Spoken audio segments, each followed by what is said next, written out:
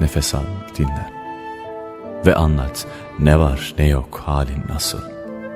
Eğer dersen vaktim yok, dilim yorgun, çamaşır dağ gibi, bulaşık bir ziyafet sonrası kadar çok ve çocuklar aç, uykulu ve huysuz. O vakit koştur, didin, işin bitince otur. Sonra anlat, halin nice, keyfin nasıl?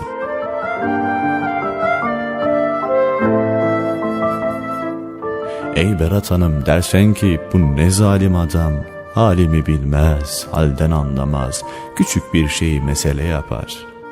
Ne büyük yalan. Doğrusu vardır hakkın, ne etsem, ne yapsam, kollarını bilezik, boynunu kordon, ayağını hal hal donatsam, yine hakkın kalır.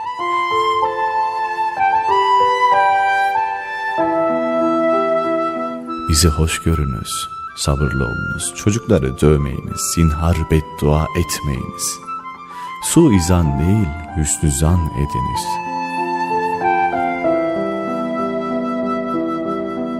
Ve acaba ikaz ettik, hata mı ettik?